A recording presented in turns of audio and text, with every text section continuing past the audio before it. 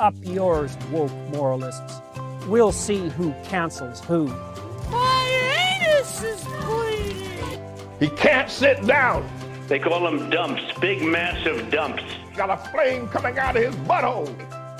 Beta male.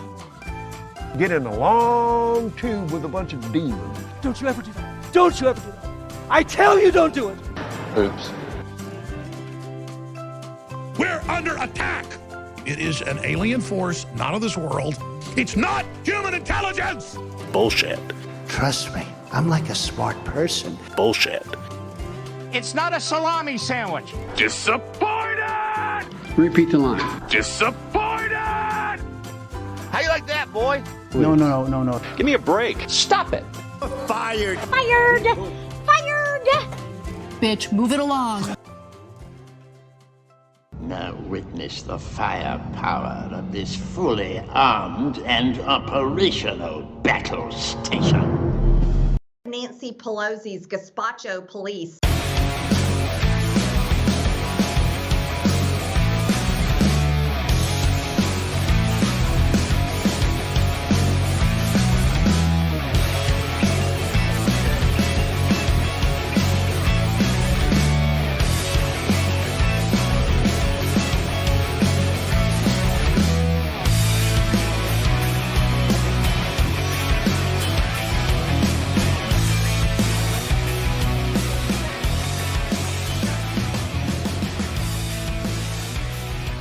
Nation, Waldorf Nation. What's up, everybody? It's Monday. Welcome to the show. We're gonna have a really good one. A lot of stuff we're gonna talk about. A lot of different things. We have Ted Cruz, of course, not doing well in front of a Texas crowd. It's fun. Actually, we've got a couple of Texas stories, and so there's that. Everything's bigger in Texas, including the jackasses, and we'll, of course, be talking about them. We also are going to talk about the GOP's Commitment to America plan, or at least their video, which is just fun. We'll get into the controversy about that.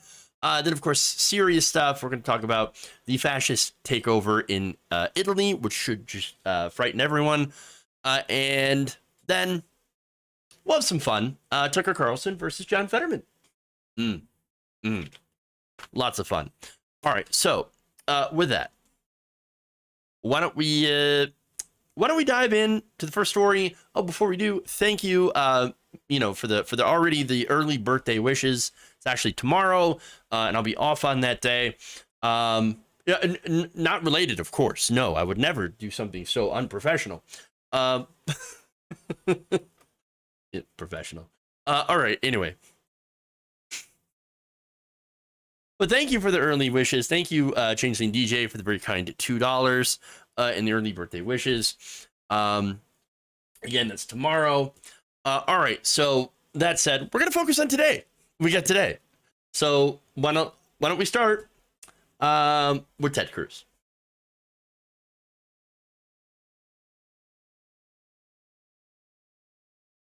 Come on, booze Cruz. I have too much fun with some of these. That's how you know you love your job. All right. Anyway. Republican Senator Ted Cruz did not get a warm audience reception during the Texas Tribune Festival in Austin, specifically when he was talking about what he would like to do to stop mass shootings in schools. Take a look. We want to keep our kids safe, and I desperately want to keep our kids safe. The most effective step we can do is have police officers there to protect them, who can intercept a mass murderer before he gets into the school and stop them. Okay, why didn't it? Okay, you're right. It didn't happen. And why didn't it happen? Because when that lunatic got to the school in Uvalde, there wasn't a police officer on campus. There wasn't a police officer on campus. Okay, but there were 376 police officers that showed up, and they showed up actually within minutes of this happening. So look, you had enough officers to go in and take out that mass shooter within minutes of him actually going into the school and into the classroom. So please don't tell me how, this would have been all avoided had we had a person inside of the school with a gun. But you don't know that. Oftentimes, it ends up where a mass shooter will get the drop on a school security guard, and that will be the first casualty. And then, oh, look, free ammo for the mass shooter. But anyway, again, the reason that they were booing is because putting more police officers into the classrooms is not what they want. Because again, we saw what happened when you had 77 officers parked right outside of a door while a mass shooter was murdering children. Okay? They sat there and they did absolutely nothing. In fact, an interim report in the police response in Uvalde found that responding officers had, quote, failed to prioritize saving the lives of innocent victims over their own safety. Again, 77 police officers parked right outside the freaking door. How many more police did they need to feel safe?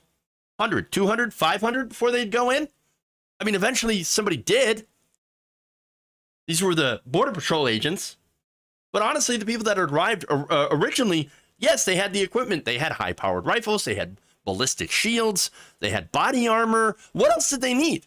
What else did they need? They had the equipment. No, the reason is that they didn't go in is because they were cowards. They put their own lives over the lives of the children. And yet here, Ted Cruz, he thinks, no, we need more of that. Let's have more of that. Let's have more police officers so they can sit there and stand outside the door. Well done. Well done. No wonder he got booed. And again, that more police officers in schools, by the way, is not going to solve this problem. As The Intercept notes, as the number of school resource officers has ballooned over the last 2 decades, so has the number of school shootings.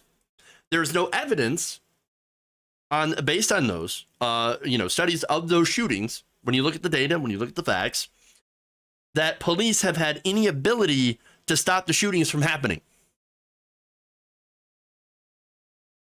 And again, they haven't stopped a single school shooting, a single mass casualty event. In fact, this is according to Alex Vitale, sociologist at the City of University of New York and the author of The End of Policing. Quote, the idea that a standard armed school police officer is going to stop someone in that situation has proven not to be true time and time again. He also noted that, again, police and security guards are often the first casualties in mass shooting events, meaning more ammunition, more weapons for the shooter, and so he can continue killing. Now, armed resource officers have another issue as well. They disproportionately arrest black and brown people at schools. herding them into the police, school to prison pipeline. For example, the Education Week Research Center found that in 10 states, the share of arrested black students was 20% higher than these students' share of enrollment. So they tend to target and disproportionately arrest black and brown students.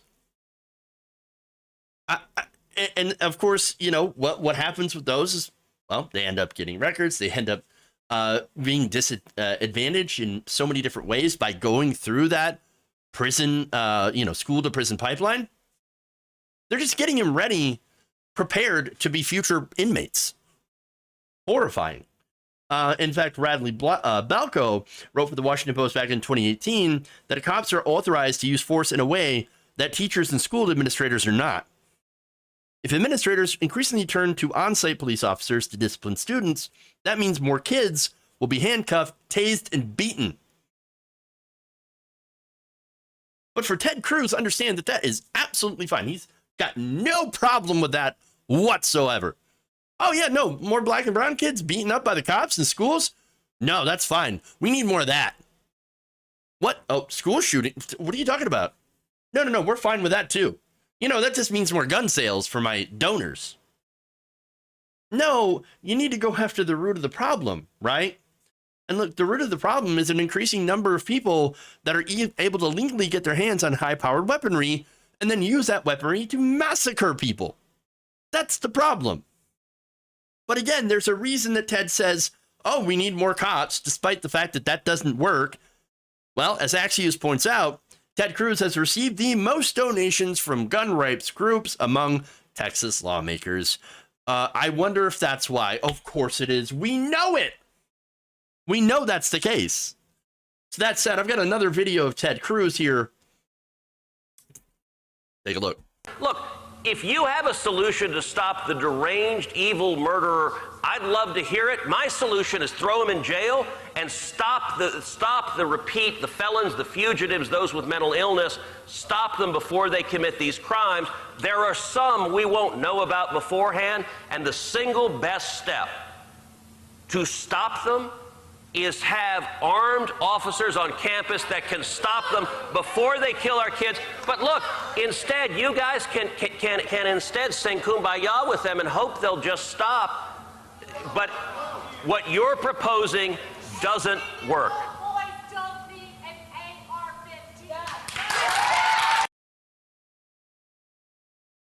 If you have a solution, yeah, we do have a solution. It's called prevention. We would actually like to prevent that person from not only getting their hands on a weapon, but actually wanting to get their hands on a weapon to massacre people. That would involve actually doing something more comprehensive than just putting more cops into schools, or than just, banning certain types of weapons. Which, by the way, in some cases, for example, that woman that you heard from the crowd said, well, 18-year-olds don't need, AR-15s. I agree with that. Yeah, you should absolutely raise the age limit and on that to 21. But anyway, according to Mark Schindler, co-author of an April 2021 Brookings Institution and American Enterprise Institute report on school policing, noted that having more well-trained mental health counselors, social workers, and alternative resolution dispute programs is actually more effective than just, piling on police at preventing a student from becoming a mass shooter. But understand, schools don't have these things. No, they lack the resources. They don't have mental health services. They don't have social supports. They can't even afford books for their students. They can't even afford the learning materials. Teachers often have to front this out of pocket. Why? Because we have funneled that money into police or into tax cuts. So look, there are solutions. And by the way, it's not just one single solution. I think there has to be a comprehensive, multifaceted, approach to ending gun violence, especially when it comes to mass shootings. However, unfortunately, the conversation they're having over in the Republican Party is more cops. Let's continue to do the things that don't work, because since they don't work, that's going to create more. It's going to allow for more mass shootings. And that's going to just allow for more gun profits. we're totally fine with that because guess what? At the end of the day, we work for the gun manufacturers and not for you. All right. Anyway. Let me... Hey, thank you, TYT, for the raid over on Twitch. 193 people. Please, give us a follow. You enjoy the stuff that we're doing. By the way, what was it? Raw Bear Dragon, thank you for gifting a tier 1 sub to Tai Chi Chuan Dragon. I love all the dragons in here. So welcome, Dragon Squad. Bethgram 76, thank you for gifting a tier 1 sub to Ravaging Wolverine. So thank you for all that. Appreciate it. All right, let's move on to the next Texas story because we got a lot more Texas where that came from.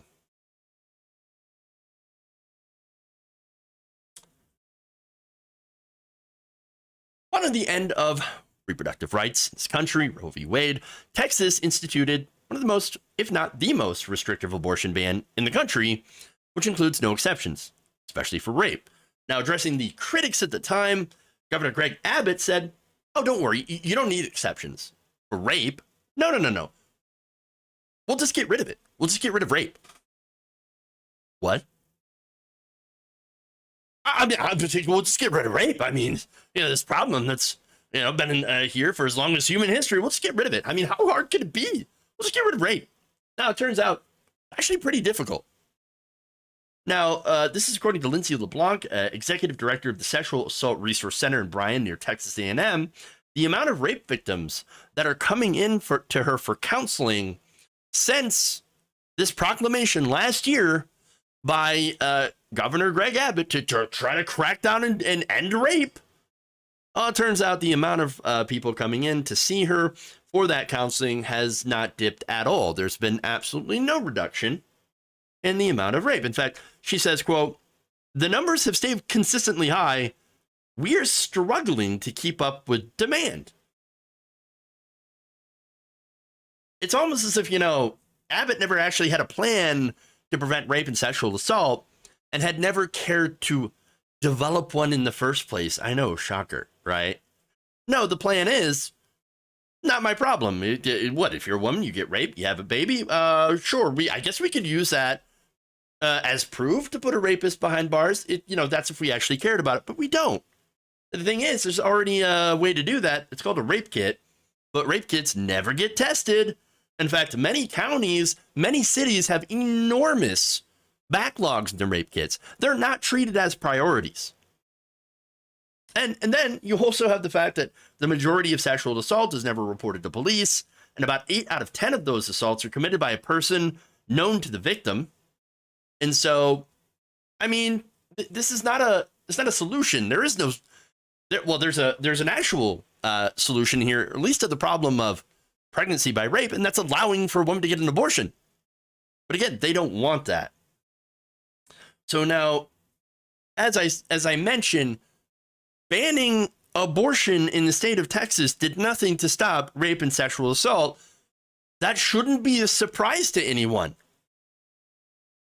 But again, if you talk to Greg Abbott, big surprise. Oh my God. No, he wouldn't even admit it though. No, everything's going great here in Texas. What are you talking about? We are pro-life. There's more. A sexual assault hotline in Houston has answered about 4,800 calls through August of this year alone, putting it on track to exceed last year's volume of 4,843, which means you actually could have more sexual assault that has been reported in Texas since ending reproductive rights. Huh. And again, more than 14,000 rape crimes have been reported in Texas since the law took effect last year. This is according to the Texas Department of Public Safety. But once again, that's an undercount because we don't know how many, because it is so little, how little it's reported to police because they don't do anything about it. In fact, the crisis centers in Texas say the number of rape victims they've accompanied to hospital for exams is rebounding since the pandemic restrictions kept advocates from entering. The Women's Center in Fort Worth, for example, has made more than 650 visits to counsel victims undergoing exams in the past year, compared to about 340 in the year prior, said Alicia Mathena, the assistant director of crisis services at the center. At the Safe Alliance in Austin, where sexual assault victims can get exams and medical care, at its Eloise House, senior director Juliana Gonzalez said it's admirable for Texas to work on rape prevention, but they're not actually doing so, from what I can see. It says, I also think it's important for the state to live in the reality that we have to respond to sexual assault. But here's the thing, Greg Abbott he's a right-wing man. He's never going to understand. He's never going to have any sort of empathy towards the victims. Remember, for a lot of right-wingers, it's, we're going to blame the victim. What were you wearing? Why didn't you put the aspirin between your knees? Why did you make him assault you? That's the mindset that we're dealing with here. And so to expect that they would actually do anything to prevent rape or to allow a woman who has been raped, that is pregnant with a rapist baby, to be able to have an abortion. No, they don't want that. In Texas, women don't matter. Look, these people love to call themselves pro-life. But for them, it seems like the only lives that matter are white men and unborn fetuses. Because it's not about life. It's never been about life. It's always been about control. Okay.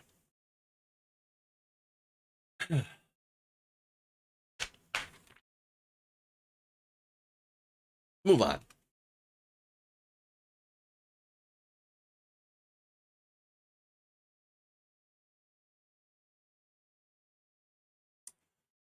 Fox News host Rachel Campos Duffy is not happy about a monument that celebrates those who had endured slavery. Now, the proposed monument to enslaved people kidnapped from Africa and the Caribbean and brought to the United States is planned by a group to be placed at James Madison's Virginia plantation. However, Fox News is not happy about it. And here is Campos Duffy. I wonder if this monument's going to have this big giant sign explaining that it was the Democrats who were for, keeping slaves and it was the Republicans not, or if the memorial will, celebrate all the white Americans who died on behalf of freeing the slaves. I think they'll let you write the words for the memorial. I bet. Yeah. Yeah, sure. So I love, and that's not part of the clip, but the chyron, the lower third they had was woke monument. So, yeah. So there's a couple of things that I love about that as well. It's for one, the Democrats, they were for slavery. Did you know that? Like back in the 1800s, the Democrats they were the slave owners. Got them. Lincoln was a Republican. Hey, sure. But then something funny happened back in the 1960s. See, it turns out Southern Democrats, known as the Dixiecrats, they started going over to the Republican Party after Democrats fought to pass civil rights laws. So, what you had is the racists that were leaving the Democratic Party in response to civil rights. And where did they go? Oh, right, they became Republicans. Yes, which explains why the Republicans then started using the Southern strategy, or at least starting in the early 1900s. Now, they did that, of course, in order to co-opt racist voters and to bring them over to their party, where they have remained. Again, this is a political party that looked at the racists and said, yummy. Let's bring them over to our party. Let's have them become Republicans. Let's have them vote for us. We're going to specifically appeal to the racists. You know why? So we can use, the hatred that you have, the irrational hatred for other people that you have, in order to trick you into voting for tax cuts for the rich and deregulation for corporations. It'll work out great. And you know what? They're right. It did. It actually did work out really, really great for them. I mean, look, when you hear about welfare, just to show you how well they really hijacked narratives, right? And created their own narratives. When you think about welfare, the Republicans, they want you to think of black people getting money. And want you to get mad over it. Oh, I'm so angry that a black person got money. When they talk about crime, Republicans wanted you to think black people breaking into your house, want you to get scared, want you to buy guns. And for drugs, well, it used to be when they talked about drugs, and this is before the opioid epidemic, right? Because, look, they wanted you to think of black people doing crack cocaine. But then the opioid epidemic and now fentanyl, well, notice now how the issue of drugs has a little bit more empathy towards the victims, the people that use them. Not a lot, but a little bit more, at least among the right wing, because now you have a lot of poor white folks that have been driven into abusing opioids. And again, for fentanyl, it's changed from black people to, oh, we got immigrants that are bringing fentanyl across the border. That's why we got to close the border. All the fentanyl that's being seized at the border, it means we have a porous border that everything's getting through. Wait, if you've seized so much fentanyl at the border, doesn't that mean that the border is at least fairly secure?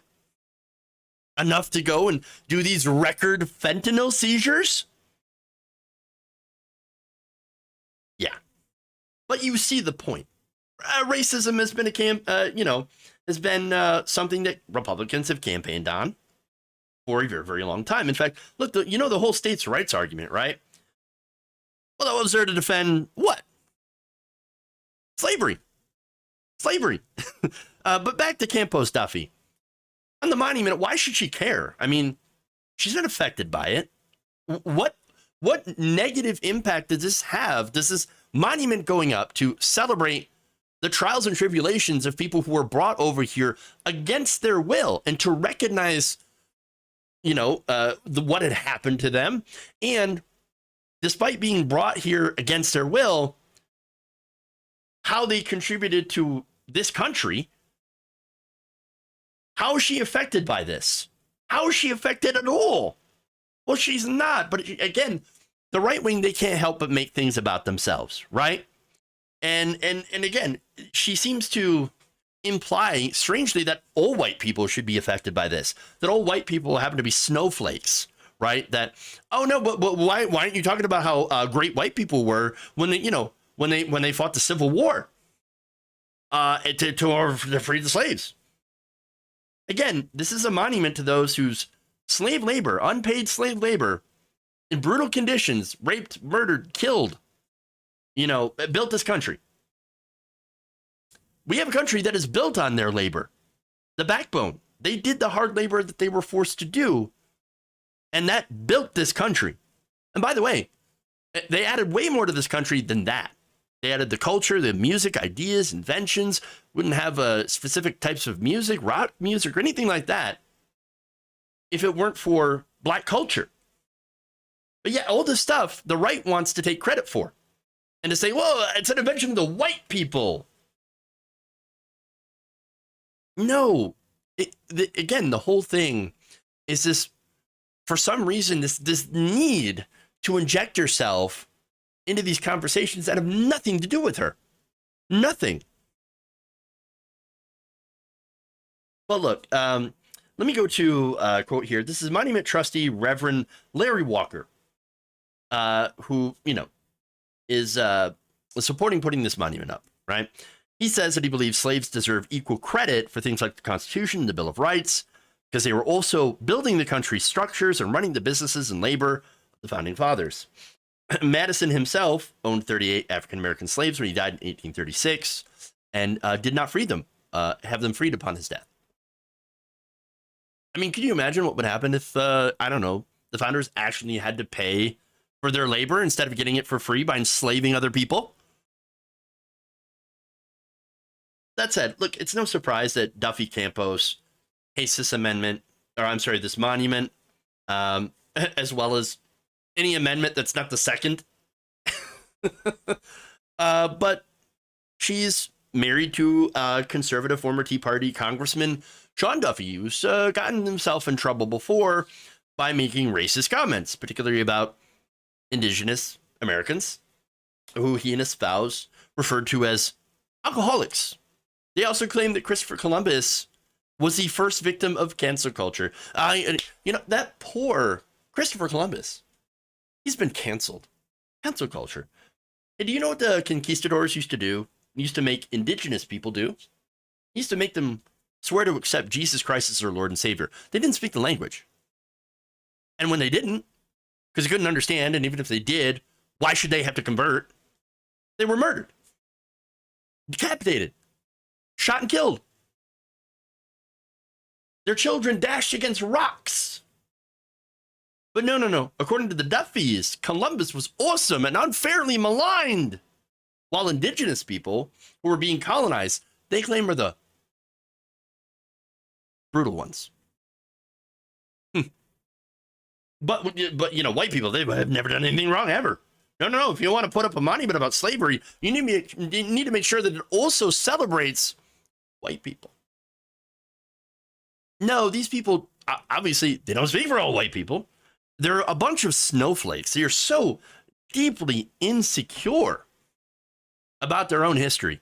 Maybe the fact that they just can't handle in their brains the brutal history of the world and this country. And their knee-jerk response is to whitewash it and to erase it to make them feel better. Well, I prefer to, acknowledge the brutal history of this country so that we can do better. Apparently, they don't agree. Okay.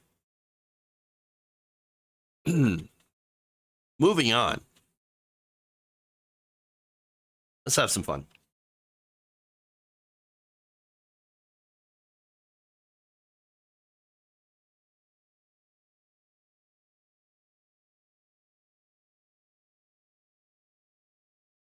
On Friday, House Republicans unveiled their Commitment to America agenda for 2023.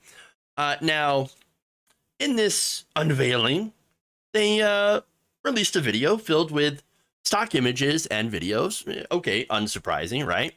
Now, unfortunately, a lot of those stock images and videos happen to have been from Russia and not the United States.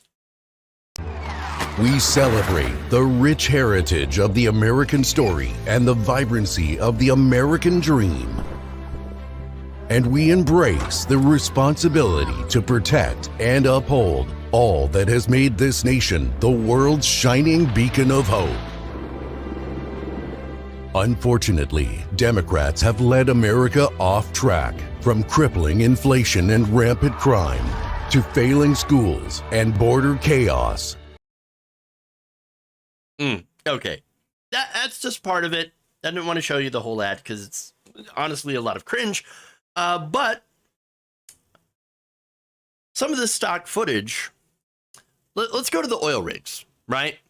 So, or let's just go to that. So you can see a boy flying the airplane. And it turns out that happens to be from the Ukraine. Sorry. Interesting. All right. So what about some of the other images that you have seen in that video? Well, we have the store. Okay. Now that store is actually in Europe. That is from a European grocery store. One of the tags on the shelf actually says, and I know it's incredibly difficult to see, AKCIA, a Slovak word meaning action. I didn't even try to pronounce it because words are hard. Informally, it's used to designate sales in Slovakian stores. So that's from a European grocery store. And that one also happens to be, I believe, in Ukraine. But there were also oil rigs, which I, for some reason, don't have. Apologies for that. But that those oil rigs, that stock footage was actually created by Sergei Gurbanov, a filmmaker based in Russia. He told HuffPost that he filmed the scene in Russia's Volgograd region. Of course, the little boy, that was also filmed by Gurbanov and filmed in the Volgograd region of Russia. Isn't it funny, though, with these examples that, you know, here we have the party that's always talking about buying American, making things in America. They don't seem to like to do that. It's really strange. Now, not to crap on Gorbanov's work or anything, but the hypocrisy is very, very clear. Now, HuffPost, of course, reached out to House Minority Leader Kevin McCarthy for comment on why this video is filled with stock footage from other countries, Russia. And here's what spokesman Mark Bednar responded with, quote, "Interesting how you guys aren't remotely interested on the issues facing the American people in that video." Wait, well, how do we know they're American if a lot of these stock images were filmed in Russia? Why are you giving American jobs to Russians or Ukrainians or Europeans in this case? Hey, look, I'm just asking questions, right? I mean, you claim to be America first. Well, then you should have locally sourced those jobs.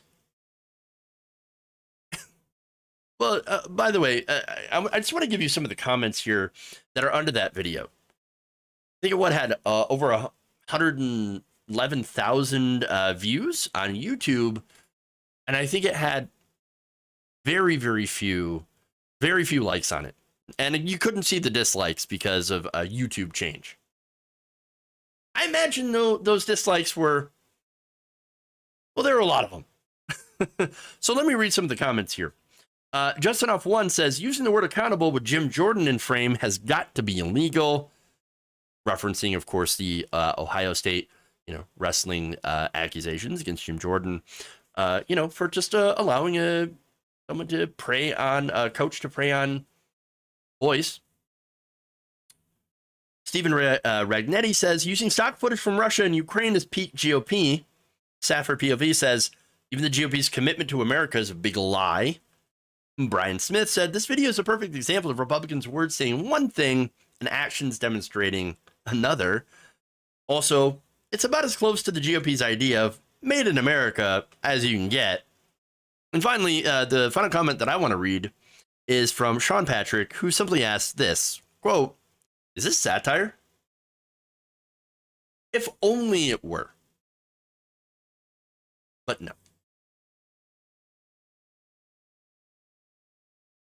All right. Let's talk about fascism.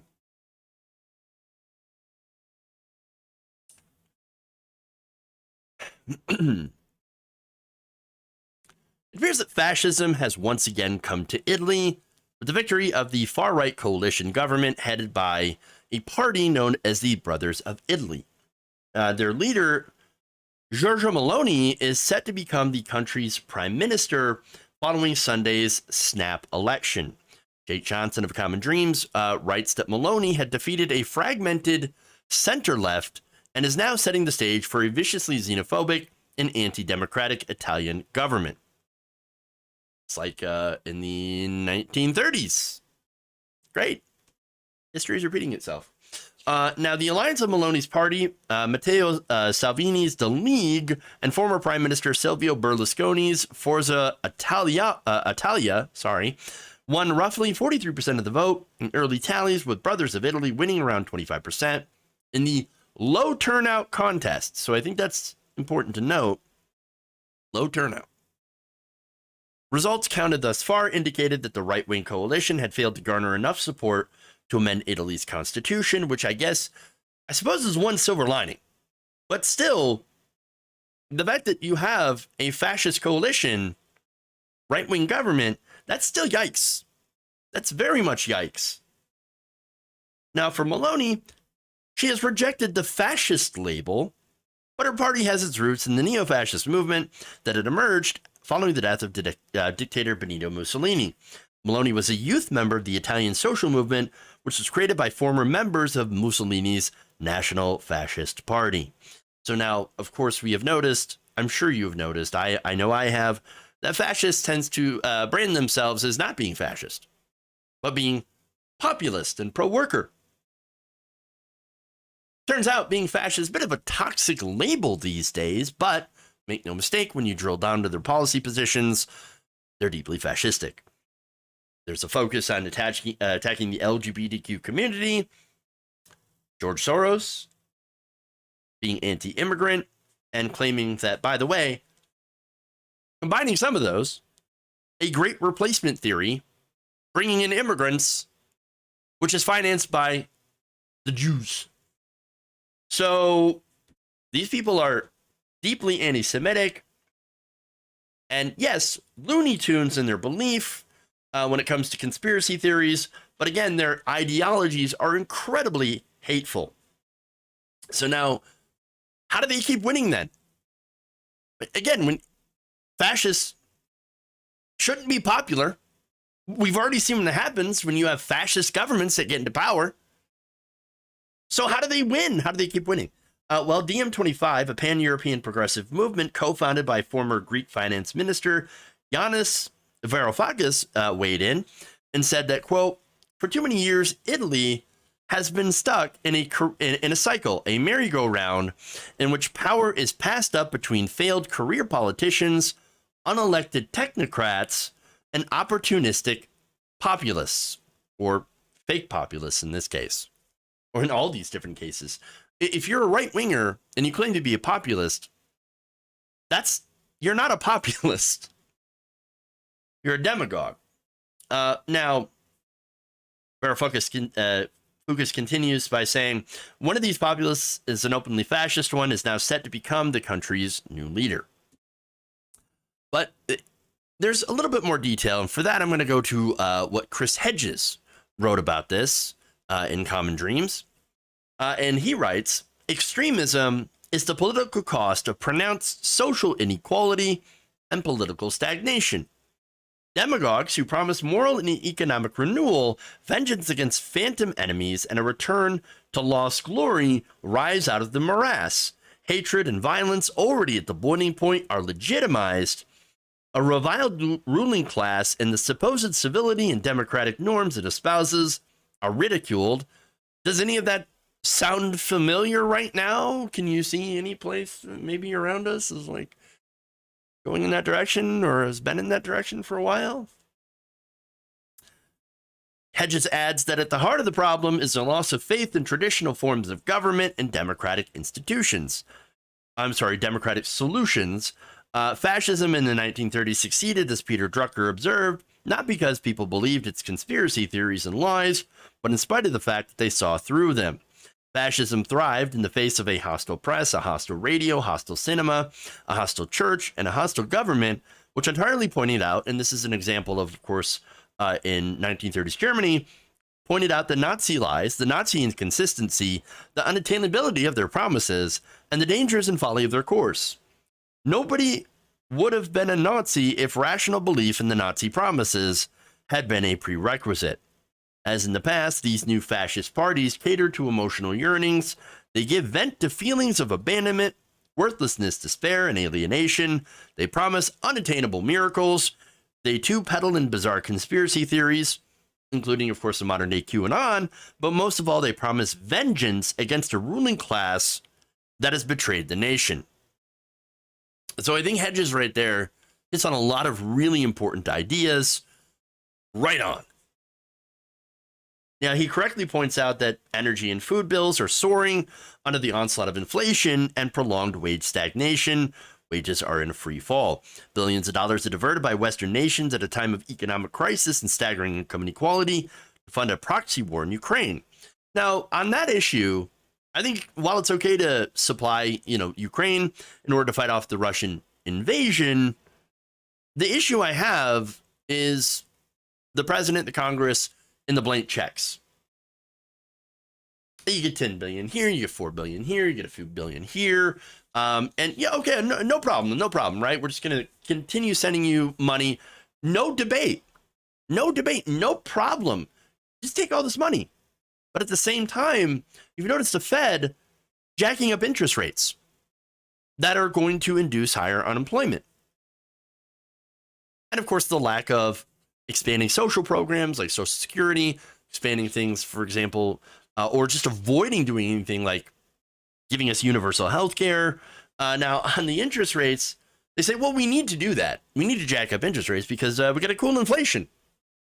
Unfortunately, most of the inflation, it's not related to supply issues. It's actually related to corporate greed. And in this country, in America, the greed is unchecked. But in Europe, they actually do have different issues. They actually do have supply issues. For example, they're facing a 10% inflation rate and energy prices that are expected to rise up to 80%. Now, a lot of that, again, has to do with their dependence on fossil fuels, especially Russian, Ukrainian energy. And that war has disrupted that supply, as well as the international sanctions.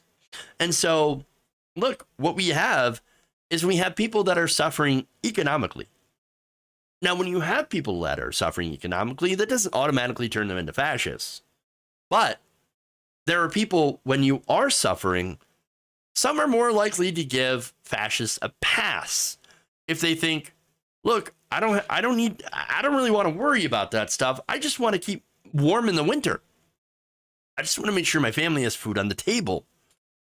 Now, of course, unfortunately, it never seems to work out that way. And it just ends up turning into authoritarianism and mass death for certain groups of people. So the best way, in my opinion, to crush fascism is to stop it before it starts. And we can do that by ensuring that everyone's material needs are met. Because look, when things are going well, when people's needs are met, when people are making fair wages, when they can afford food, when they can afford products, demagogues, people don't listen to them.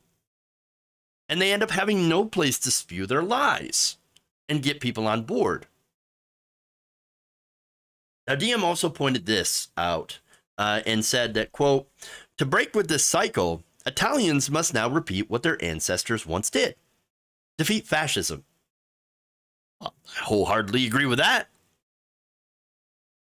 The group added, but not for the return of the politics as usual that brought the fascists to power in the first place.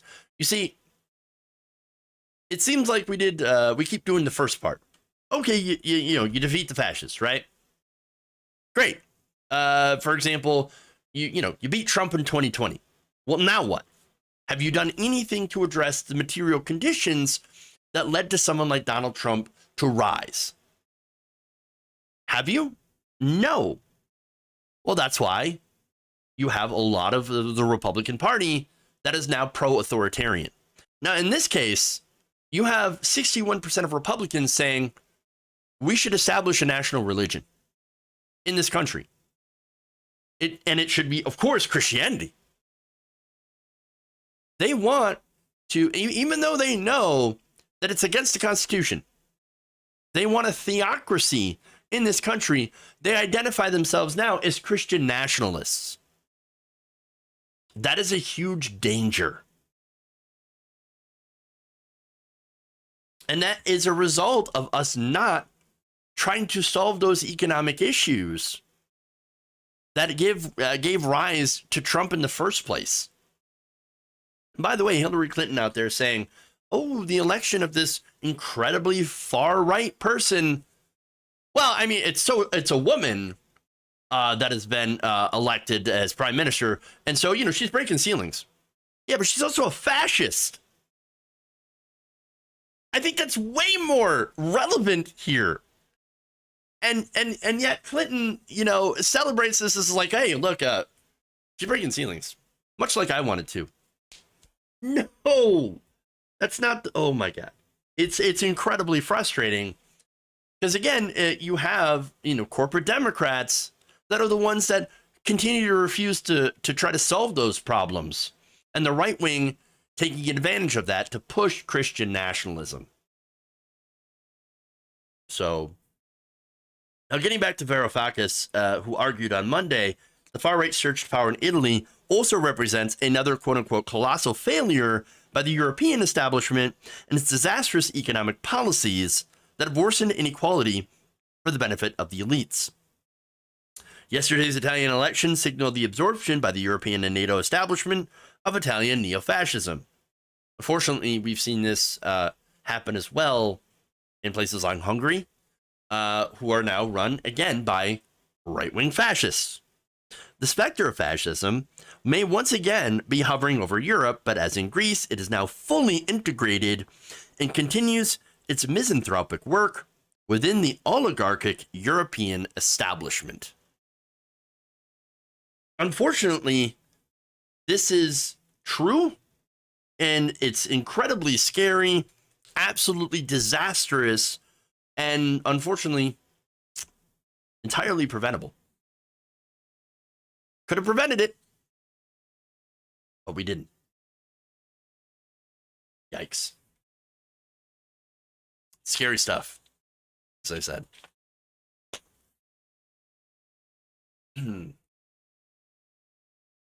Christian nationalism, hijacking of religion, just like the National Socialist Party, had nothing to do with socialism, says Matt Bryant. Again, going back to what I was saying about how fascists don't really want to use the label of fascism.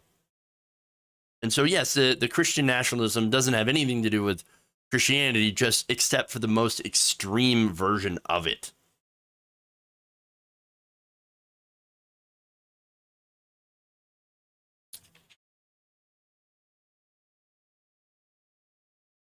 Last story.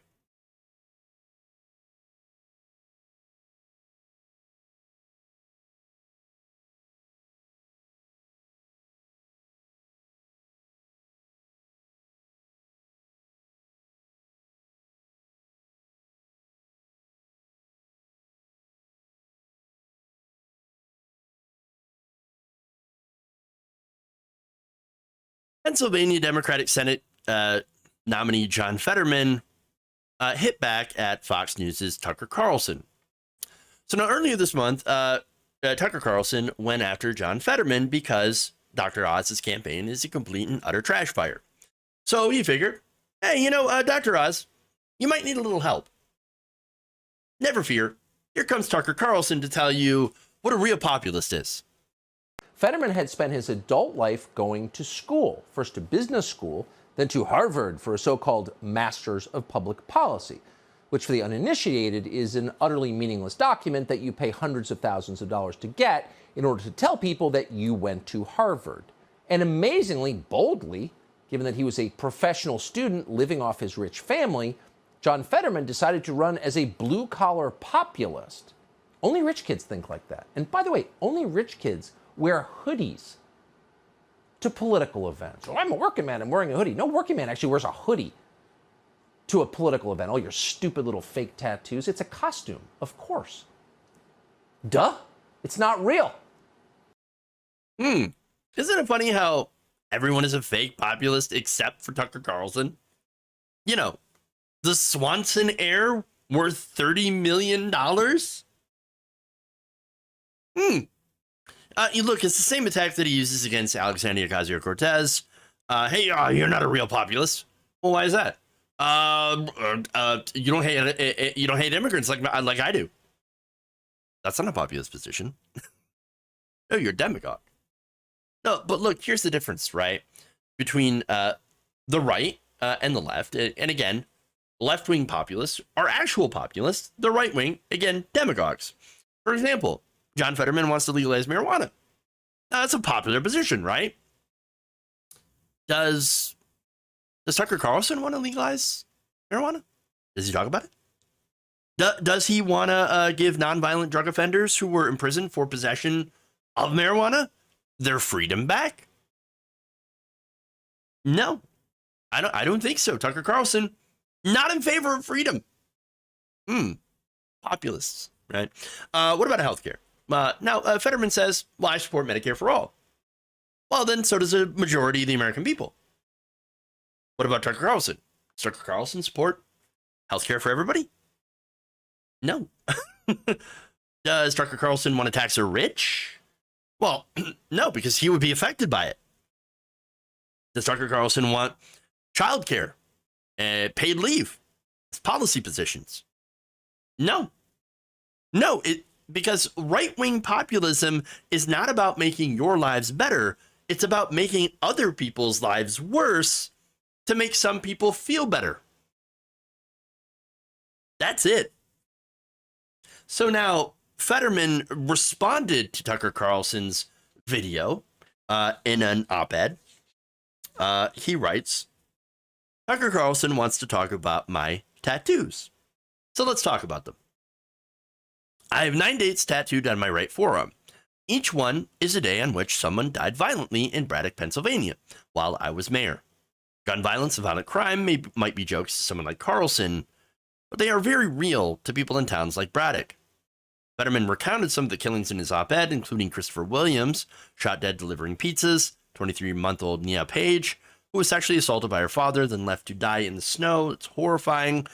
And said, the tattoos are not some costume. They are reminders of the people we have lost and what I'm fighting for. The stories of the people whose lives we tragically lost are still with me every single day, not just on my arm, but in every decision I make as an elected official. They remind me of why I'm here and why I'm doing this.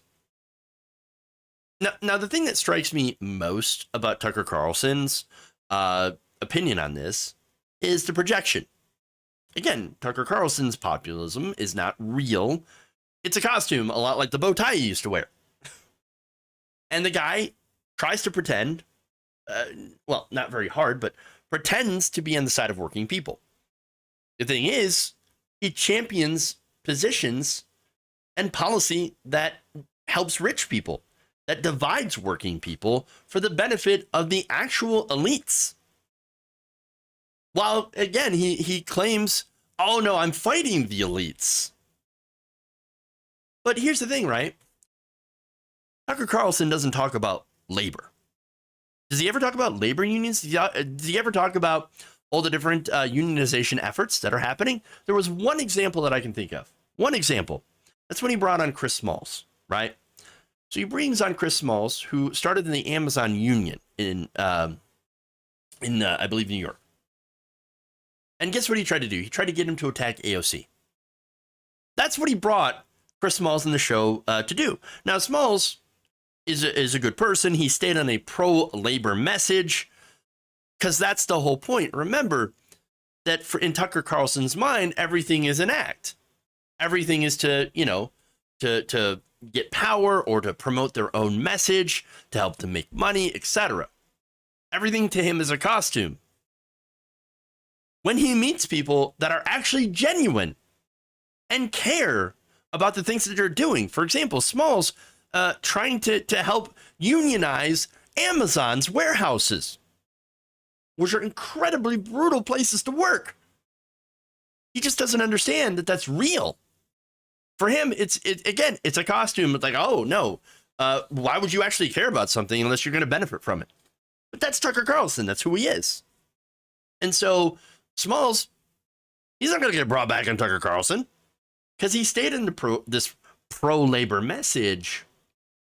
And that's why Tucker Carlson, you'll never see him on Fox News again. And on, of course, universal health care, he says, well, I think universal Medicare for all bad. And that's the entire message from the network. And by the way, that's not just on Fox News. Of course, they all say the same thing on MSNBC, CNN, that's all corporate media. They hate the idea of expanding healthcare, Medicare to everyone. But for Tucker Carlson, his focus is on the culture wars. Because in reality, when it comes to economic issues, he, like the other, stations, the other channels that I had mentioned, are the elite. There's nothing working class about Tucker Carlson. So for him to, again, project like this, pretty damn hilarious.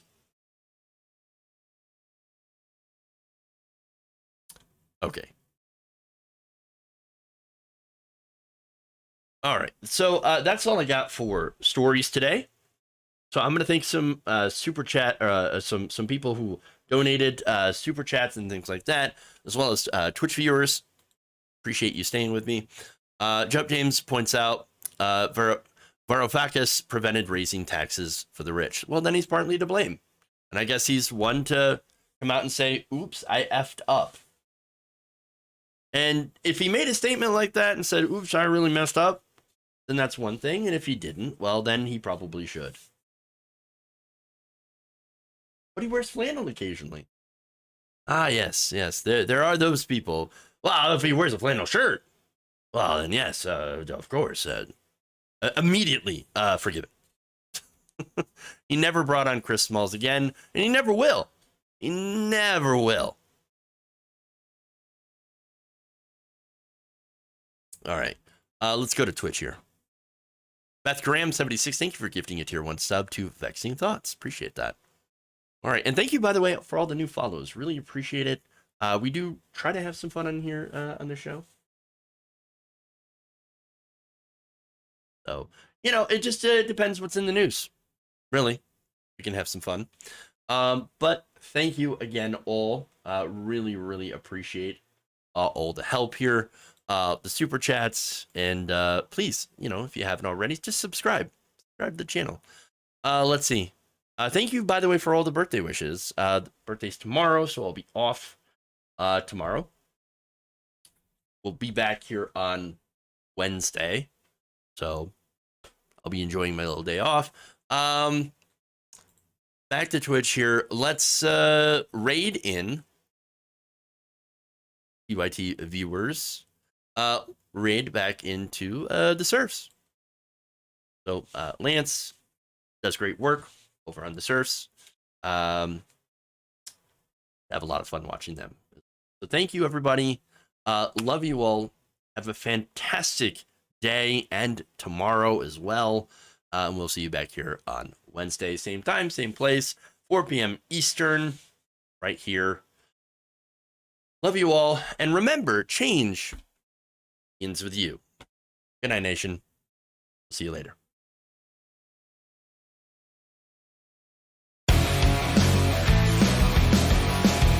I will eat your ass.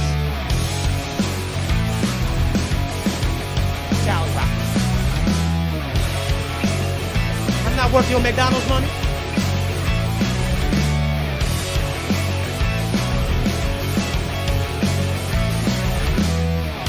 Obama.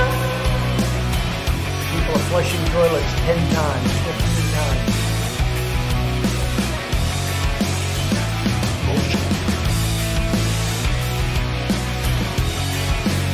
Big, massive dump.